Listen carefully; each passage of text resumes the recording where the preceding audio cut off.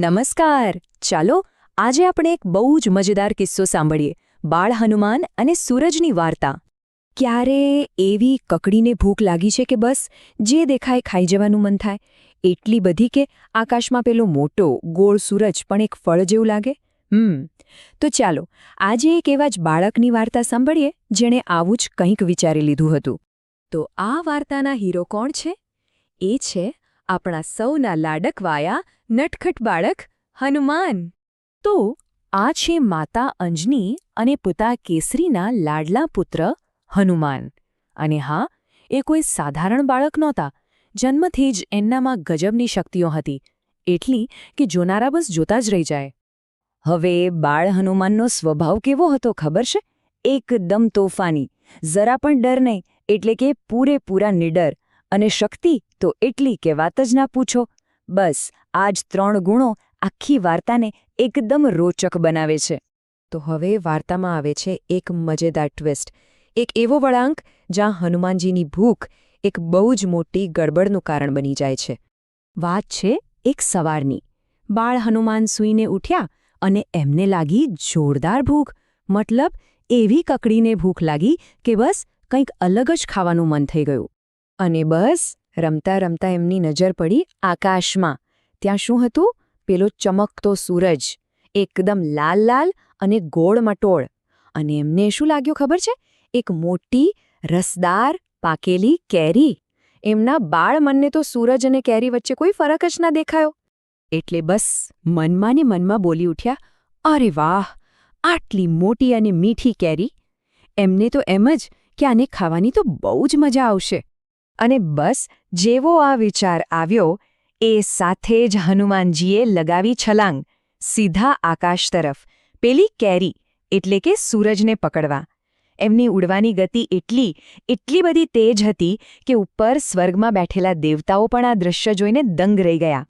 હવે સવાલ એ છે, આટલી ઝડપથી સૂરજ તરફ જતા હનુમાનને જોઈને શું લાગે છે? શું એ ખરેખર સૂરજને એક ફળની જેમ ગળી જશે? અને બસ અહીંથી વાર્તા એક ગંભીર વળાંક લે છે.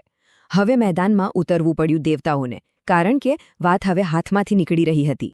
દેવતાઓના રાજા ઇન્દ્રદેવ તો આ જોઈને એકદમ ગભરાઈ ગયા. એમને ચિંતા થઈ કે જો સાચે જ હનુમાને સૂરજને ગળી લીધો તો શું થશે? આખી દુનિયામાં તો ઘોર અંધારું છવાઈ જશે. આખી સૃષ્ટિનો નિયમ જ ખોરવાઈ જશે. આ ભયંકર અનર્થને રોકવા માટે ઇન્દ્રદેવે એક જ ઉપાય વિચાર્યો. એમણે પોતાનું સૌથી શક્તિશાળી અસ્ત્ર વજ્ર ઉઠાવ્યો અને સીધો જ હનુમાન પર પ્રહાર કરી દીધો. વજ્રનો પ્રહાર એટલો જોરદાર હતો કે બાળ હનુમાન સીધા જ આકાશમાંથી નીચે ધરતી પર પટકાયા.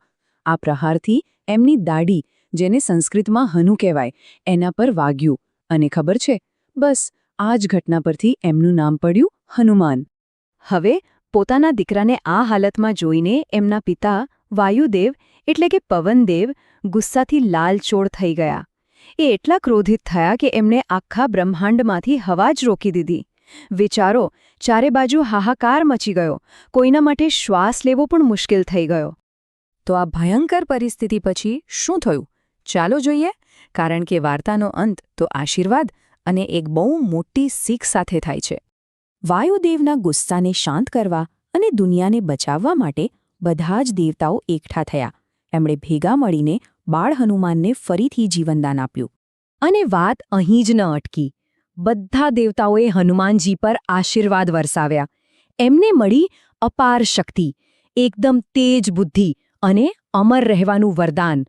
મતલબ કે આ ઘટના પછી તો તેઓ પહેલા કરતા પર અનેક ગણા શક્તિશાળી બની ગયા.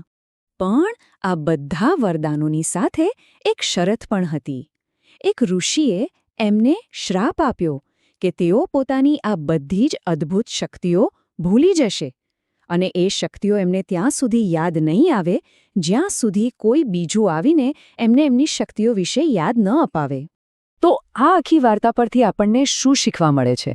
2 બહુ જ મહત્વની વાતો.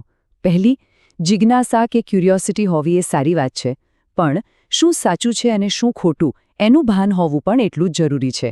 અને બીજી શીખ, શક્તિ હોવી પૂરતી નથી, એ શક્તિનો ઉપયોગ ક્યારે અને કેવી રીતે કરવો એ સમજદારી હોવી એનાથી પણ વધારે જરૂરી છે.